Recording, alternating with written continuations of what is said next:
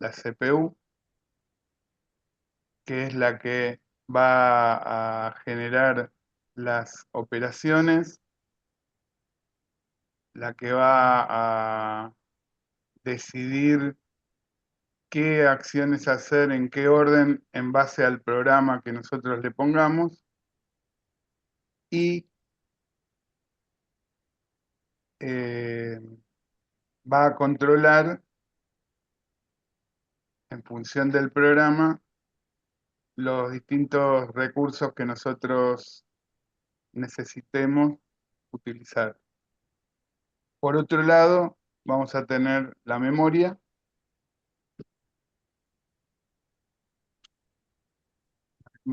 principal, que es donde se va a ubicar el programa y los distintos programas que la CPU va a necesitar para cumplir con su objetivo de realización en cada uno de los casos de los programas que se necesitan.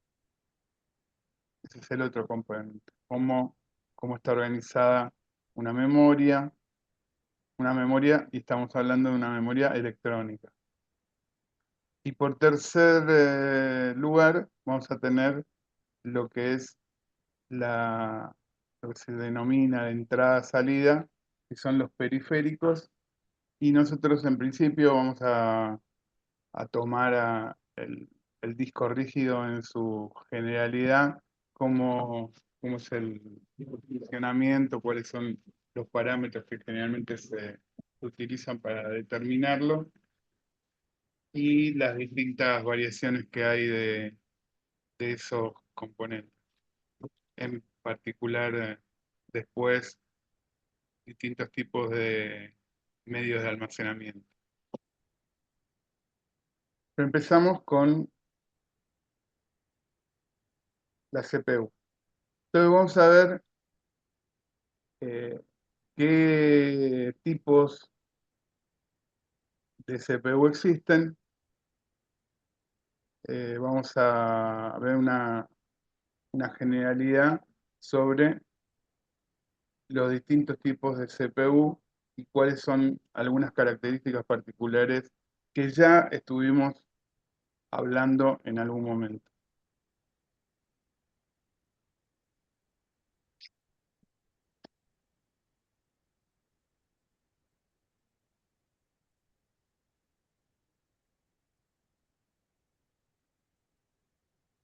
Dentro de la historia de los procesadores, en un principio era absolutamente eh, hardware, los procesadores, totalmente todos los componentes se hacían por hardware.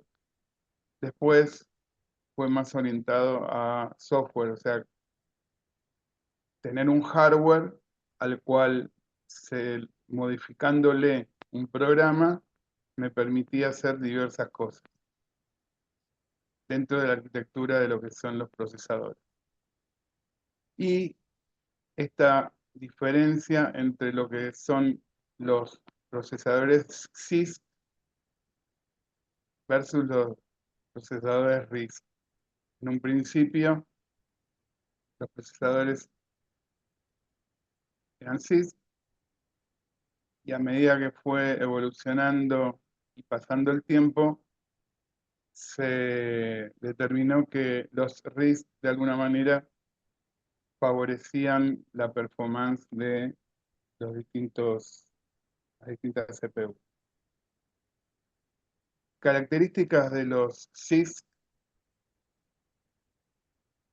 set de instrucciones complejo de nuestra computadora, es pocos registros del procesador, o sea, especializados en realizar algún tipo de eh, almacenamiento de cierta información por el procesador. Por ejemplo, el contador de programa. Nosotros no lo tocamos al contador del programa, salvo a través de alguna acción determinada. A diferencia de, por ejemplo, un registro como el AX, que nosotros podemos modificarlo en todo momento de acuerdo a nuestro programa. El set de instrucciones es amplio, que significa que hay muchas instrucciones. Las instrucciones favorecen y ayudan a la programación y una instrucción, de acuerdo a los parámetros que nosotros le pongamos, puede realizar diversas acciones. Muchas instrucciones para trabajar con memoria. La microarquitectura en software y hardware es compleja. Cuando hablamos de la microarquitectura, tiene que ver con cómo se desarrolla la ejecución de cada una de las instrucciones elementales. Cuando hablamos de instrucciones elementales, ejemplo de lo que ustedes estuvieron trabajando hasta ahora, es move. Pero move es una secuencia de acciones que tiene que ir haciendo el procesador en distintos ciclos del tiempo del reloj que lo está manejando. Entonces, para poder lograr esa instrucción que tiene varias acciones, bueno, necesitamos varios ciclos de reloj donde hay procesadores que tienen un ciclo de reloj, otro, ese mismo procesador con distintas instrucciones va variando la cantidad de ciclos y eso lo hace de alguna manera compleja a el funcionamiento del procesador, facilitando como siempre la posibilidad de hacer distintas acciones para el programador. Instrucciones complejas, más de un ciclo de reloj, que era lo que venía diciendo. Varios modos de direccionamiento, o sea, direccionamiento, como vinimos viendo, directo, direccionamiento indirecto, direccionamiento a través de un parámetro que nosotros podamos direccionar nuevamente. O sea, no directamente le ponemos el dato, no directamente le ponemos la dirección donde está el dato, sino que podemos poner una dirección de donde está una dirección de un dato, por ejemplo. Esto hace que tengamos muchos tipos de datos, formatos de instrucción variables o híbridos, o sea, mezclados en la instrucción respecto de su acción.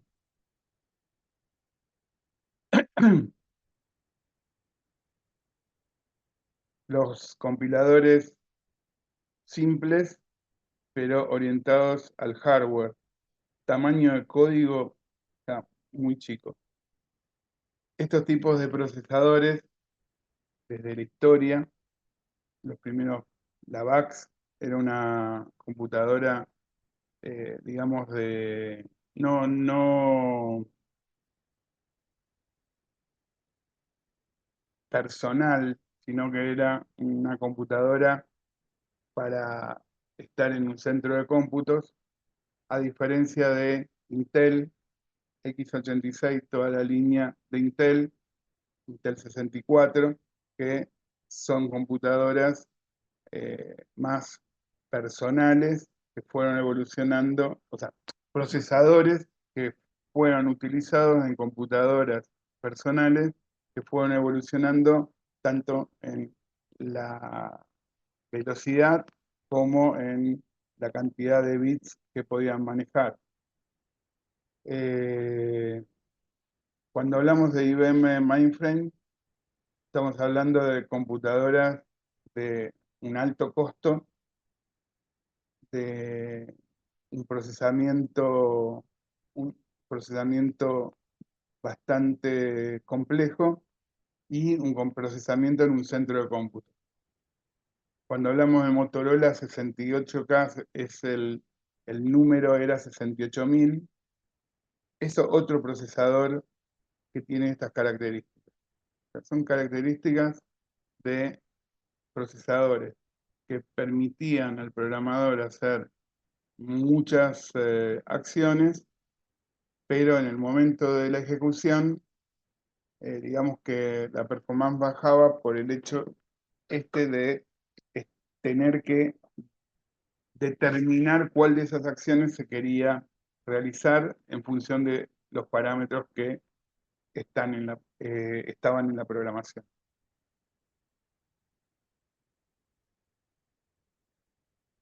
La evolución que hizo que aparezcan procesadores con un set de instrucción reducido, baja cantidad de instrucciones, instrucciones mínimas, donde dificultaba más la programación al programador, pero permitía que eh,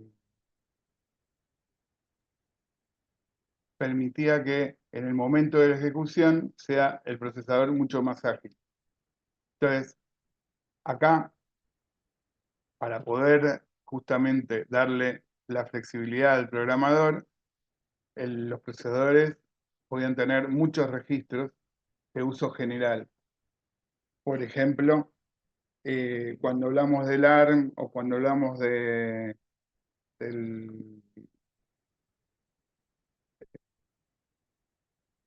del ARC, por ejemplo, que tiene 32 registros y uno puede trabajar con esos 32 registros de propósito general, como si tuviera 32 registros como el AX, como el BX. Ahí teníamos poco. Set de instrucciones pequeños, solo acceso a memoria a través de cargar o almacenar, nada más. No más cantidad de posibilidades, como por ejemplo el move, que de acuerdo a lo que yo le pusiera, podía ir desde la memoria, de otro lugar, de un registro, de otro registro, otro registro, etc. Era bastante simple. Son, es bastante simple. El hardware simple. Instrucciones simples de un ciclo de reloj. Esto también, la uniformidad, que la mayoría, por no decir todas las instrucciones, sean de un ciclo de reloj. No necesiten más de un ciclo de reloj para poder ejecutarse. Hablábamos de CISC, no solo no tenían un ciclo de reloj, sino que podían una tener un ciclo de reloj, otra dos, otra cuatro, de acuerdo a la complejidad que tuviera esa instrucción. Como acá son todas de la misma complejidad, sencillas, con un ciclo de reloj que era suficiente. Modo de direccionamiento también, eh, pocos, pocos tipos de datos, pocos formatos de instrucción. Y orientado al software, a que los compiladores puedan ser relativamente complejos, porque lo que tiene que hacer el compilador es justamente traducir al tipo de, eh, programación que se va a realizar. Y acá tenemos los ejemplos de procesadores que tienen esta ideología, vendría a ser respecto de su set de instrucciones, como el Spark, el MIP, el ARM, que estuvimos viendo, Intel, Titanium, que fue de alguna manera como Intel empezó a tratar de meterse con esta línea de procesadores. A pesar de eso, Intel lo que quiso siempre es mantener la compatibilidad. Y uno sabe que si tiene que mantener la compatibilidad, tiene que permitir que cosas que se hacían de la otra manera se puedan hacer con esto. Entonces Intel de alguna manera también mantuvo esa compatibilidad, pero digamos que a costa de no hacerlo tan eficiente, porque si no, tendría que haber no habido compatibilidad con los procesadores anteriores, con lo cual los programas tampoco se podrían llegar a ejecutar. Intel lo que hizo es, por ejemplo, como para que tengan una idea, es cuando tiene que ejecutar un programa, un procesador Intel de esta línea, como Itanium, lo que hace es desarma las instrucciones del procesador anterior, si uno tuviera un programa anterior, y como que lo vuelve a pasar a trabajar como si fueran instrucciones sencillas internamente. Todo ese proceso es transparente al programador, transparente al usuario, pero ¿qué es lo que permite? Permite que si uno hizo un programa con los procesadores CISC de Intel, puedan funcionar con los Titanium de Intel también, que son RISC.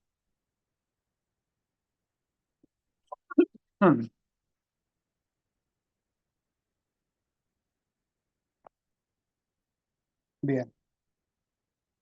Hay digamos que tenemos distintas maneras de medir o de categorizar a la velocidad de- del procesador o a la performance de su trabajo. La que habitualmente está en la mayoría de la gente es la frecuencia. O sea, uno podría considerar que un procesador de tal frecuencia, si el otro tiene más frecuencia, el pro- procesador que tiene más frecuencia, digamos, es más rápido. Pero eso no es tan así porque no se necesita solamente que el procesador sea rápido, que tiene que ver con la, eh, con el hardware, tiene que ver con el desarrollo de que la señal pueda viajar a una velocidad más alta y pueda atravesar distintos componentes de una manera más ágil. No solo se basa en eso, sino se basa también en cuando se desarrolla el set de instrucciones, que esas instrucciones, los microprogramas que realizan esas instrucciones, sean de una manera ágiles. El que lo programó, por ejemplo, con menos cantidad de acciones y con esa menos cantidad de acciones las cosas se hacen mucho más rápidas. Entonces aparece lo que es la tasa de MIPS. MIPS, en principio, hablando de mega, instrucciones por segundo. Lo que nos va a interesar no va a ser la velocidad a la cual anda el procesador, sino la cantidad de instrucciones que me hace el procesador. Que el procesador ande a una cierta velocidad y necesite muchas acciones para poder hacer, o muchos ciclos para poder hacer, va a hacer que me haga menos cantidad de instrucciones que otro que lo puede hacer con una frecuencia por ahí más, más baja, pero sea más eficiente en las acciones que va a hacer, las instrucciones que va a realizar. Entonces, como está ahí la formulita, si tenemos la frecuencia por las instrucciones en un ciclo, entonces vamos a sacar las mega instrucciones por segundo que nos va a realizar nuestro procesador. Esto es bastante importante que tengamos en cuenta. Es un concepto no para el común de la gente, pero sí un programador o una persona que está involucrada con los sistemas de informática, en realidad le interesa más los MIPS que la frecuencia. Me interesa más que me haga más instrucciones por segundo que el procesador tenga una frecuencia de mayor velocidad. ¿Se entiende esto puntualmente? ¿O hay alguna pregunta de esto que acabo de decir?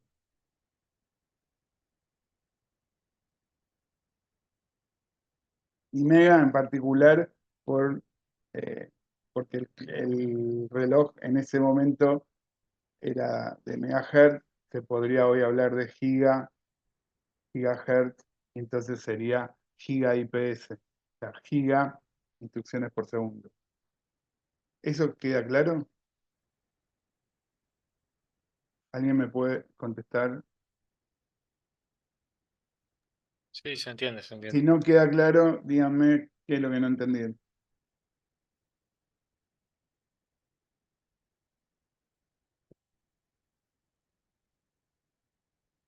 Bueno, y hablando de los procesadores, cuando estamos hablando de este tipo de procesadores donde no hay distintos tipos de unidades aritméticos lógicas, sino que hay una sola, hay una sola unidad de control, entonces es lo que según una, un autor Flynn,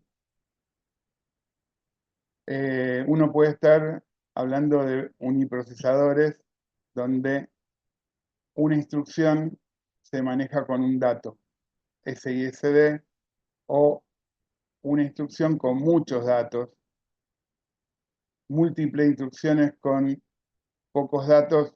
No hay procesadores comerciales actualmente de ese tipo, y múltiples instrucciones con múltiples datos sería la otra posibilidad de procesador.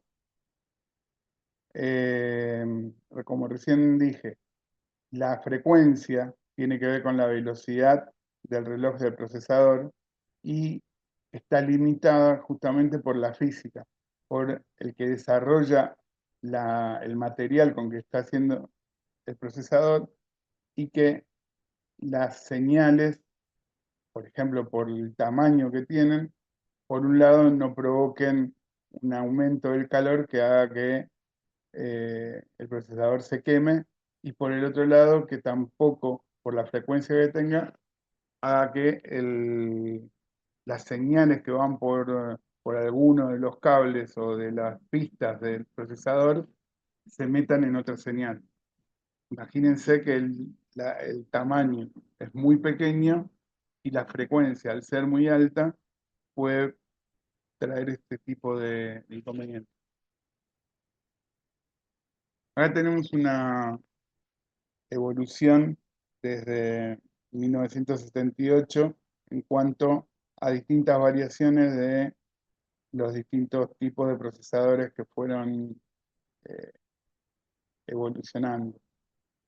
Vemos algunos como procesadores de la línea VAX, como habíamos visto. Sun es otra línea de computadoras que usan el procesador Spark, que es un procesador del tipo RISC. Después Digital Alpha también es una empresa que fabrica ese tipo ese tipo de computadoras con procesadores RISC. Después ahí tenemos Intel, toda la línea de Pentium, en particular ahí Pentium 3, cómo fue eh, aumentando la, la velocidad en la evolución de acuerdo a los años. Por ejemplo, al principio hay una evolución de un 40% por año, y últimamente, o sea, hasta el 2010, fue evolucionando de 1%. Y eso tiene que ver con, en un principio, se comprimía más, se integraba más, se ponía más cantidad de componentes dentro del procesador, y eso permitía mayor velocidad, pero al permitir mayor velocidad aumentaba la evolución o la eliminación del calor que había que hacerle. Entonces se le empezó a poner distintos tipos de, como si fueran radiadores, para permitir que el calor se fuera. Esos fueron límites que fueron llegando, y a medida que se llegaba a un cierto límite, entonces cada vez se podía meter menos cantidad de componentes hasta que la física no me ayude a lograr tener mayor velocidad con la seguridad de que no se va a derretir el componente o quemarse.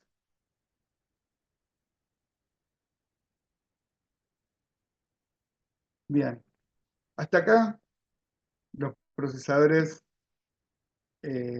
trabajados en forma unitaria, o sea, cada procesador y sus características principales y básicas. Pero a partir de de tener un procesador y empezar a darse cuenta que yo podría hacer distintas acciones y que haya un procesador que me controle esas acciones, pero después pongo distintos procesadores a procesar distintas acciones de lo que yo necesite con mi programa, sucede que en una computadora no hay solamente un procesador, sino que hay un procesador que controla las acciones generales y después hay procesadores que se van a dedicar a distintas acciones particulares. Entonces, por ejemplo, cuando hablamos que tenemos una placa de video, una placa de red, una placa, por ejemplo, de audio, cada una de esas placas no solo van a trabajar en convertir la señal del tipo de señal externa al interna o de la interna a la externa, sino que va a haber un procesador ahí dedicado a generar esa señal para que pueda salir y procesar esa señal para que pueda salir. Y el procesador general es el que va a hacer el procesamiento central y va a ir dándole órdenes a esos procesadores para que esos procesadores hagan el trabajo que antes, en un principio, lo hacía todo el procesador central. Pero a partir de eso, se empezó a tener la idea de la posibilidad de que un procesador, tanto en la ejecución de los programas, pueda ir haciendo pedazos de ese programa para que en una continuidad se mejore la velocidad, etcétera. Técnicas de paralelismo, tenemos algunas básicas como a nivel de la instrucción, o sea que las instrucciones se vayan haciendo en lo que se denominó, por ejemplo, pipeline, dual pipeline, superescalar y multi-threading. ¿Qué es pipeline? Pipeline, la idea es de trabajar como si fuera un canal por el cual van entrando las instrucciones. Y las instrucciones como que se dividen en pedazos y cada uno de los pedazos lo va ejecutando un hardware. ¿Qué es lo que sucede? Cuando entra la primera, ¿sí? Pasa a ser una primera ejecución. Cuando entra la segunda, esa primera ejecución pasa a ser lo siguiente en el siguiente, el siguiente hardware y entra una nueva a hacer la acción anterior. Así uno puede poner una cadena de varias acciones a realizar, cosa que en algún momento lo que sucede es que entra una acción y sale una ya terminada. Esto es como, por ejemplo, lo voy a dar desde el punto de vista de lo que es la fabricación, por ejemplo, de algún tipo de producto, una camioneta, por ejemplo. Hay algunas veces que se dice una camioneta cada 2 minutos sale esa camioneta de la planta que la está ejecutando. Pero lo que está sucediendo es que esa camioneta entró como un pedazo de chapa en algún momento y en la línea de producción le fueron incorporando distintos tipos de productos.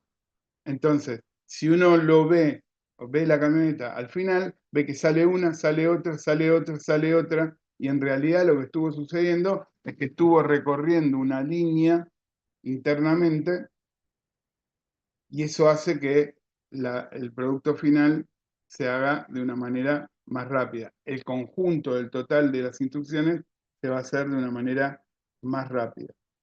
Dual pipeline, superescalar y multi-threading o mejor dicho, son distintos tipos de procesadores que permiten hacer este tipo de paralelismo. Los procesadores, por ejemplo, los superescalares, incluso hasta tienen la posibilidad de tener varias unidades aritmético-lógicas, donde cada una de esas unidades aritmético-lógicas están dedicadas a una parte de lo que va a ser el procesamiento de esa instrucción. Entonces, en el conjunto del final del pasaje a través del tubo en pipeline, que tiene que ver con eso, logramos la aceleración de, de las tareas. Esto a nivel de cada una de las instrucciones que un procesador, uno podría hacer este aceleramiento.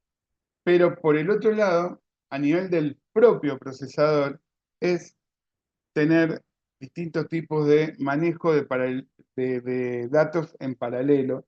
Entonces, tenemos multiprocesadores o multicomputadoras. Estos procesadores son o procesadores en paralelo, agarrar dos, tres procesadores y hacerlos trabajar en paralelo, o un procesador que internamente tiene dividida sus áreas en varios procesadores. Entonces uno tiene un procesador que en realidad es como tener 6, 7 procesadores, pero en un solo componente. A eso también se lo llama desde el punto de vista del paralelismo los distintos tipos de procesadores, pero ya no trabajando con las instrucciones, sino que todo un procesador dedicado a la ejecución de una instrucción y otra instrucción lo va a ejecutar otro procesador, que va a pasar en distintos momentos.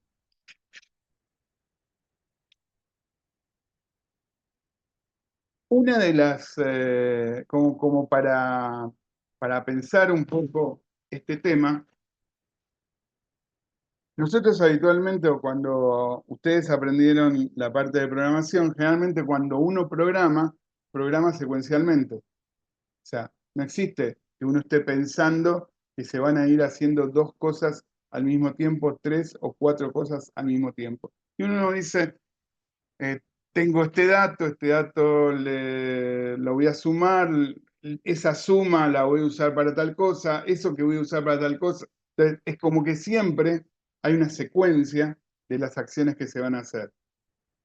Eh, para poder trabajar en paralelismo, uno tiene que esas acciones que van a ser secuencial, hacerlas, dividirlas en pedazos de que cada uno de esos pedazos se vayan haciendo al mismo tiempo, pero en algún momento el resultado final tiene que ser encolumnado para poder obtener el objetivo que uno quiere. Entonces, cuando uno tiene que hacer un trabajo de este tipo, estos procesadores tienen el siguiente criterio de cómo se va a ejecutar cada una de esas acciones. Por ejemplo, si, como dije recién yo, tengo una instrucción que tengo que realizar una cierta operación, después tengo otra que tengo otra operación y otra que tengo que hacer otra operación, y las tres operaciones necesito al final sumarlas o hacerle algún proceso en particular. La primera se pudo haber hecho en un tiempo, la segunda en otro y la tercera en otra, y la están haciendo al mismo tiempo para acelerar todo. Pero hasta que no estén los tres resultados, que va a ser de la más lenta, no voy a poder hacer el producto final. Eso es lo primero. Pero también lo que puede suceder es lo siguiente.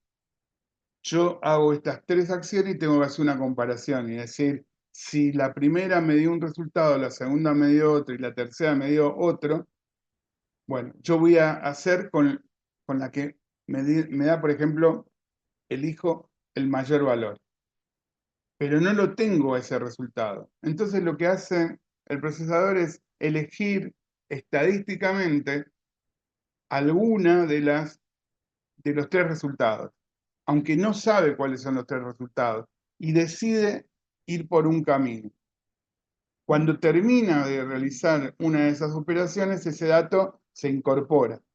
Pero si ese dato se incorpora y en realidad dio mal, o sea, en vez de ser el mayor es el menor, hay que ir para atrás en la ejecución de las instrucciones. Obviamente, dije que se trabaja por estadística. Entonces, generalmente, digamos que el procesador la va a pegar. O sea, yo elegí ir por tal camino y entonces el resultado va a ser ir por ese camino. Pero si no lo fuera, tiene que ir para atrás. ¿Qué se hace? La performance que tiene este procesador es que me dicen, en la mayoría de los casos va a funcionar correctamente y va a haber algunos casos en los cuales no va a funcionar correctamente. Pero entre esas dos situaciones vamos a tener una velocidad, una mejora de la performance en general, que estar esperando que se haga cada una de las instrucciones hasta que se termine todo el sistema. Acá, en esta diapositiva, este cuadro, podemos ver que lo que hablábamos del pipeline, distintos tipos de etapas, y solapa la ejecución de las instrucciones para reducir el tiempo total de una secuencia de instrucciones. Entonces, es como que hace al mismo tiempo esas distintas ejecuciones y las ejecuta una instrucción por ciclo de reloj. El control entre las instrucciones va a estar dado a partir del compilador y el hardware. Un ejemplo de este tipo de principio en pipeline es el procesador 486, en realidad 8486 de la línea de Intel. Entonces, como ven acá, tenemos la unidad de búsqueda, busca la instrucción. La unidad que decodifica la instrucción para saber qué es lo que tiene que hacer. La unidad que busca el operando para poder realizar, o sea, ya sé que es una suma, pero ahora busca con qué va a sumar, y la unidad que ejecuta. La última, la unidad que lo va a guardar o escribir. Entonces, ¿cómo empieza? La primera unidad empieza a buscar una instrucción. Cuando la encuentra, lo que va a suceder es que la instrucción 1 va a pasar a la segunda etapa, mientras que el S1 va a empezar a buscar la segunda instrucción. Entonces, al mismo tiempo está buscando una instrucción y está decodificando la anterior. Cuando pasa el siguiente ciclo, lo que sucede es que la instrucción 3 va a empezar a ser buscada, la instrucción 2 va a ser decodificada y la instrucción 1 va a ser buscado cuáles son los operandos. Y así sucesivamente. Pero después, a medida que va pasando el tiempo, vamos viendo que es como que en cada instante se están haciendo las 5 operaciones al mismo tiempo. Como se están haciendo las 5 operaciones al mismo tiempo, la velocidad que va a adquirir va a estar en principio multiplicada por 5. ¿Por qué? Porque al mismo tiempo las 5 etapas que tenemos acá están funcionando todo el tiempo, no están esperando que termine la otra para hacer la siguiente. Esto sería el primer concepto de pipeline, de trabajo en tubería, y en español.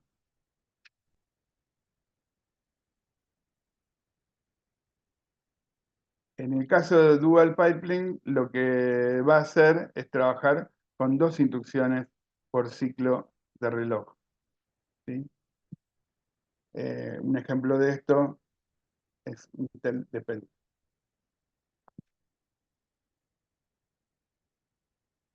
Entonces, la búsqueda de la instrucción va a ser el comienzo, pero después tener dos, eh,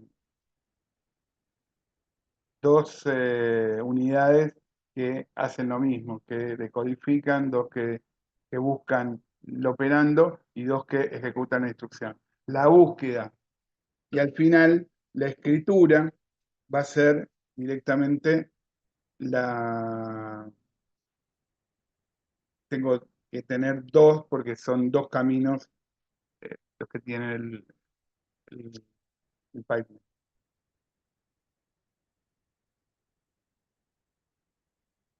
Como les había contado, en superescalar ya no va a ser a nivel de una sola instrucción, sino que lo que va a tener que hacer es dividir esa instrucción en distintos caminos para poder ejecutar las distintas, es como si tuviera distintas, distintas, distintos caminos para poder realizar al final la instrucción que uno quiere. Uno la instrucción la tiene que estar dividiendo en pedazos.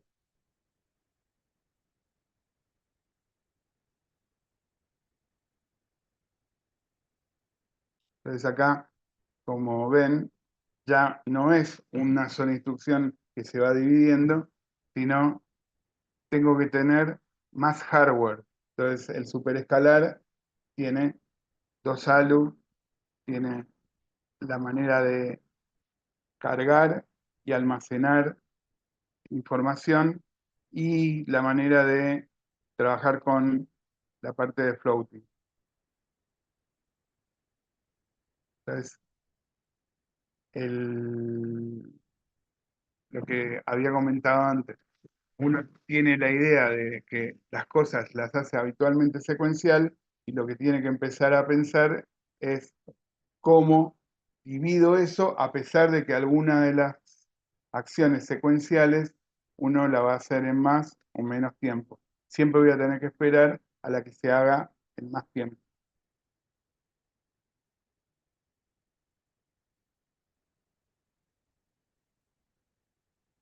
Hearing viene de hilo, vendría a ser. Entonces, es como un hardware que tiene varios, como varios caminos.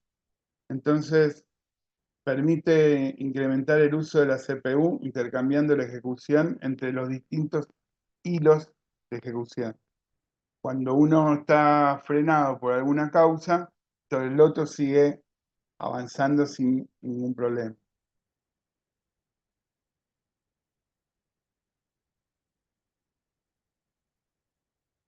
Entonces, cada uno de ellos puede ser, por ejemplo, tener una PC, perdón, una PC, un contador de programa, un conjunto de registros, una pila, comparten una misma dirección un espacio de direcciones de memoria y se lo conoce como un proceso liviano de, de, de, sistema de ejecución. Puede tener uno o más hilos, contiene una dirección de espacio y un estado que está gestionado por el sistema operativo. El cambio de contexto entre un hilo dice que es liviano en un mismo ciclo de reloj. ¿Qué significa cambio de contexto?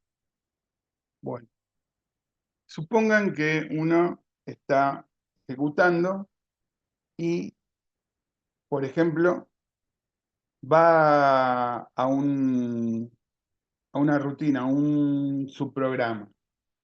En ese momento que uno va al subprograma, es como que tiene que guardar todas las variables que estaban en el programa principal porque el subprograma va a utilizar la memoria nuevamente.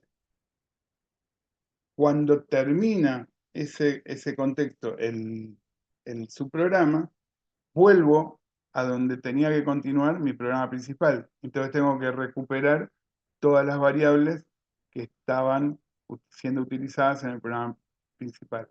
A eso se lo denomina cambio de contexto. O sea, tengo que cambiar todos los datos que tengo en mi programa cada vez que cambio por alguna acción, acceder a un subprograma o acceder a algún otro tipo de cambio que tenga que ver con que mi programa principal esté funcionando.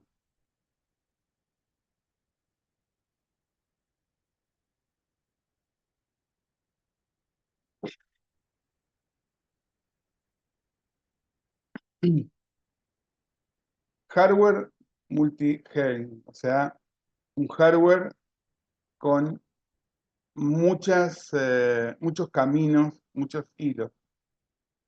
Eh, Se intercambia, por ejemplo, el uso del procesador entre los distintos hilos luego de la ejecución de cada una de las instrucciones. El procesador Intel, el IA32, es toda una gama de procesadores, una línea que tienen este tipo de procesamiento. En el caso del Itanium 2, se intercambia el uso de procesadores entre cada una de las líneas y solo luego de algún evento significativo, como puede ser una, un fallo de página o una pérdida de caché. ¿Qué significa fallo de página?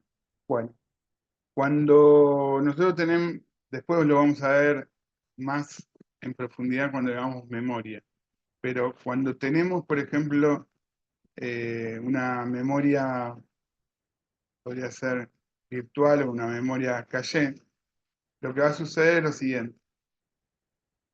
Tenemos una memoria principal y tenemos los registros, pero en el medio tenemos una memoria que denominamos memoria caché. ¿Para qué está esa memoria caché? Para que esa memoria sea de una velocidad más alta, pero al ser de velocidad más alta es más cara. Entonces, tener menos cantidad de esa memoria, porque en un tiempo muy corto voy a utilizar menos cantidad de instrucciones. Ahora, ¿cómo trabaja esto?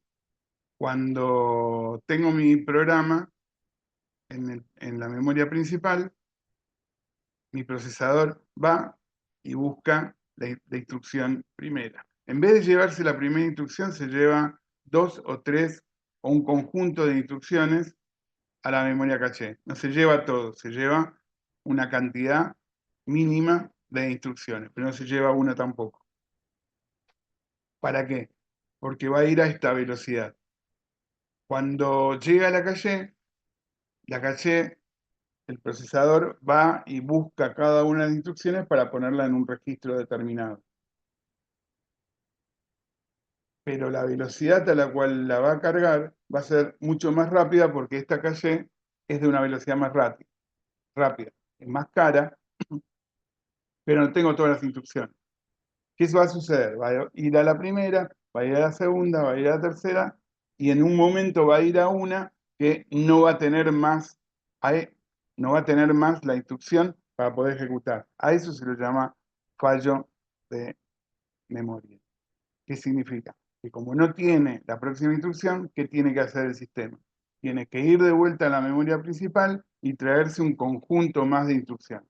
¿Qué logra esto? Logra que con una memoria de no un gran tamaño, pero sí de una alta velocidad, y al no ser de un gran tamaño, el costo es menor, tenerlo al procesador trabajando a una velocidad alta, mientras que la memoria total principal puede ser de menor velocidad y menor costo.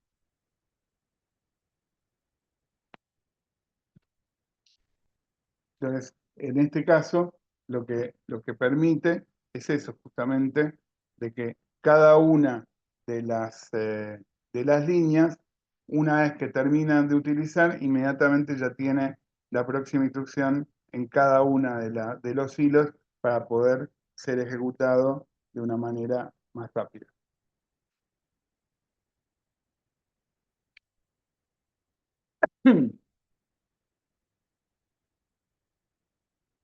El paralelismo entonces acá lo vemos. A nivel del procesador, procesadores paralelos de datos, entonces una sola unidad de control o múltiples procesadores. O sea, tengo procesadores donde solamente tengo una unidad de control, con lo cual al tener una sola unidad de control puedo estar haciendo una sola cosa por vez y el paralelismo va a estar dado, por ejemplo, por el pipeline. Cuando tengo múltiples procesadores, tengo varias unidades aritmético-lógicas que van a poder al mismo tiempo estar trabajando sobre distintas instrucciones. Sin instrucción múltiple dato tiene que ver con justamente estos métodos. O sea, múltiples procesadores ejecutan la misma secuencia de pasos sobre un conjunto diferentes de datos. Acá hay un ejemplo de un procesador gráfico. La marca esta la deben reconocer, una marca de placas de video y justamente necesita esta velocidad para poder manejar imágenes a esa velocidad.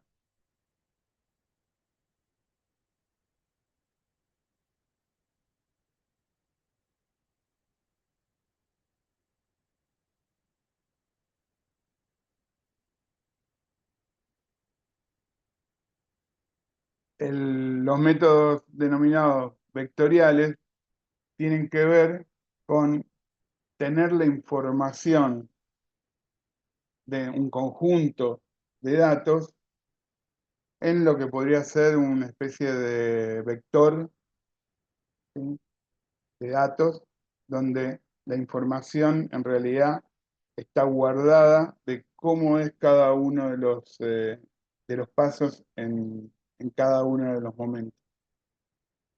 Eh, Conjunto de registros, conjunto que van a permitir almacenar la información desde la memoria en una sola instrucción y se opera en pipeline. Por ejemplo, eh, la línea Intel Core es un ejemplo de ese tipo de procesador.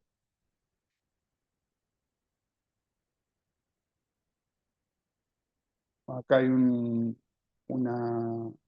imagen de cómo sería un procesador de sí, una instrucción simple con múltiples datos. Fíjense que cada uno de los bloques denominados core pueden hacer en paralelo esa información.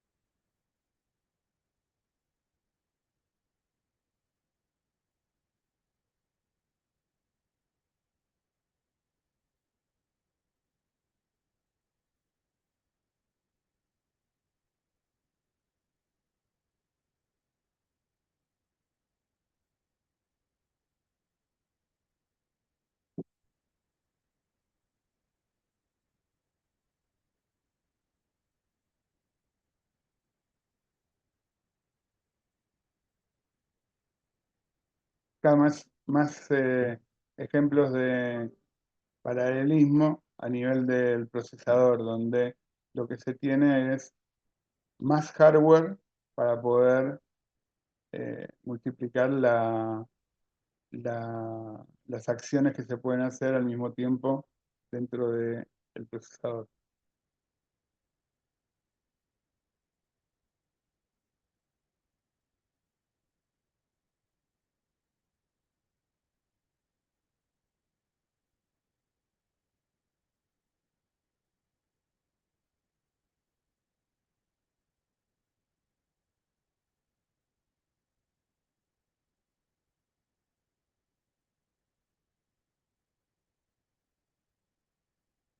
Esto lo que permitiría es que a través del bus cada uno de los procesadores pueda ejecutar distintos tipos de instrucciones que se tienen en la memoria que va a ser compartida por los distintos procesadores.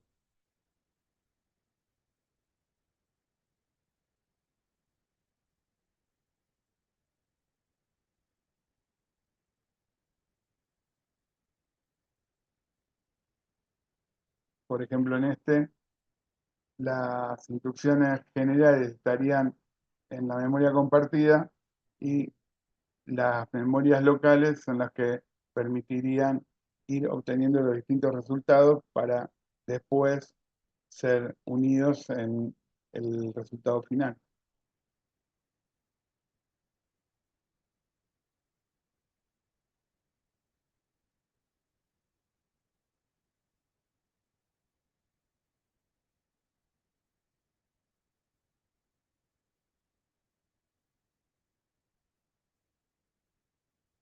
Bueno, y otros tipos de procesadores en paralelo, que es como para tener una información de los distintos tipos que existen.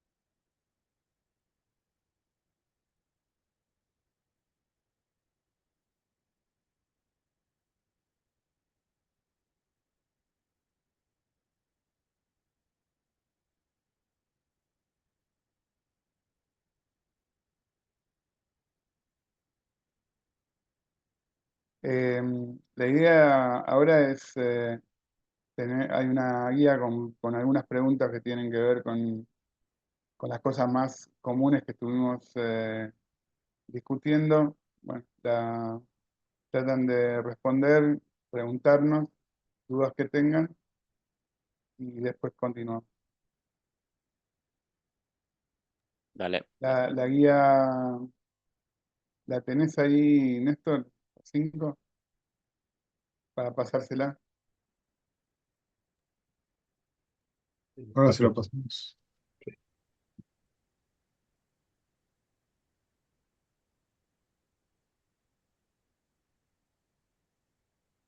A ver, yo la trato de abrir en el campo.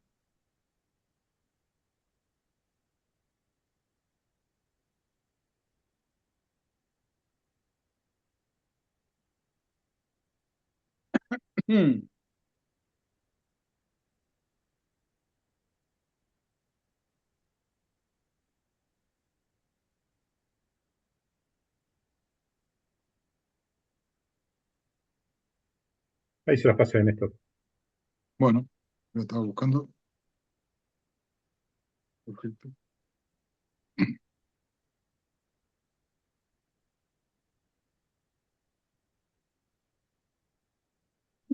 Empieza con algunas preguntas que tienen que contestar y que estuvo en lo que dio Daniel hace un rato, la mayoría de cosas.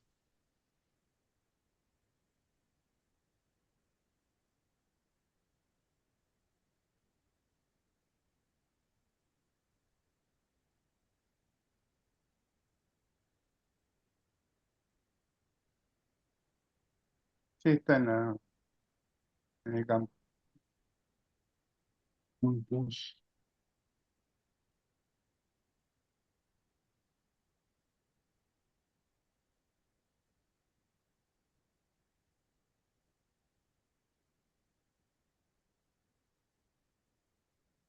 Sí, está en la fecha pasada.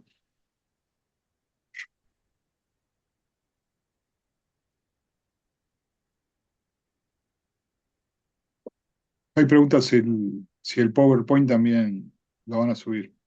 Sí, está ahí. Está en el campus, así que Sí. lo pueden buscar. Y si no está, lo voy a subir, pero sí está.